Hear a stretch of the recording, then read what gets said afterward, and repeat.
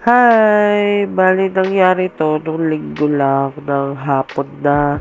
Kasi ang in-avail namin sa Vikings Marikina is yung dinner. Dahil nga may mga ganap pa sa umaga eh. Kami nanood lang ng movie sa bahay. Tapos yan, pumunta na kami ng Marikina nung mga around 4 PM, ganyan. Tas yung dinner dito, nag-start siya around 5:15 siguro na yon. Pero 5 o'clock talaga yung parang start niya eh. Medyo na late yung Vikings dito. Tas yan, date with family niya. Opo, yan. Nauna na pala yung papa niya. Tapos nakuha na yung reservation niya. Kaya hindi ko na siya na videohan. Nakalimutan ko nung paghawak ni Ali. Tapos yan, nanood muna kami ng nagyoyoyo saglit dyan. Ayan, magkakasama na kami dyan. 5 kami. Dapat talaga, pupunta kami ng Pampanga. Kaso hindi ata natuloy. Hindi ko alam kung ano talaga yung pinakadahilan.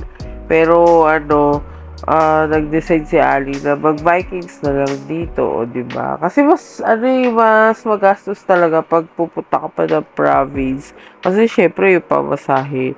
Dito hindi. Tas ang lapit-lapit lang sa amin. Tas yan, around 5:15 nga, pumasok na kami, number 13 kami. Dun kami sa round table, pwesto. Actually, sa table, mas okay na hindi round table, yung table ninyo. Hindi lang ako sanay. Nakalimutan ko siyang sabihin sa mga crew na na lang, na rectangle. Basta hindi siya round. Ayoko ng round. Kasi ang hirap, lumabas-pasok. Pa yung puwet mo eh. Pero ayan, nag-enjoy naman ako. Nasa dulo naman kasi ako. Kaso, di ba, para sa ibang tao, ang hirap-hirap talaga, yung puwet. Tapos yan, kumuha na kami. Isang pahabayan yung sa Marikina. Actually, mas okay para sa akin yung foods dito at saka yung pwesto ng mga foods kaysa sa Mega Mall. Diba, kung nanonood po kayo ng mga vlogs ko, nag-Vikings na rin kami ni Ali last time sa Mega Mall. Pero, mas trip ko yung mga foods dito. Sobrang okay.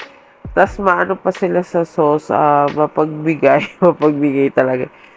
At saka yung sashimi, ay grabe, sobrang nakakatuwa. Ang daming kalamansi. Opo, yung kalamansi. Sobrang natuwa ako kasi, masarap talaga siya na maraming kalamansi. Sa Mega Mall, hindi wag ganun. Ayun diba? Tapos may okra pa, grabe, sarap. Masarap sa Chinese section nila. Tsaka sa Japanese, ayun. Tapos yan, desserts na kami, diba?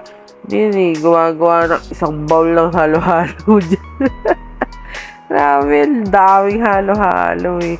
Ayun, nag-enjoy naman po kami sa pagkain namin dito.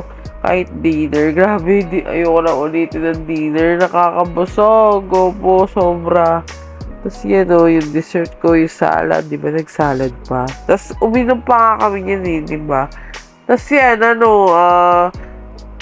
kinantahan na si Tito nga sa dulo niyan. Actually 5 to 10 PM yan. Kaso, ayun. Hindi na namin in-extend kasi sobrang busog na talaga ako kami. At saka sobrang antok. Gabi-gabi na kasi. Ayan, may sayawan portion din. Tapos, kantahan mo. Di ba dati isa-isa yung table lang kanta talaga. Ngayon wala na Ewan ko kung bakit. Pero ayun, nag-enjoy ako dyan. Bye!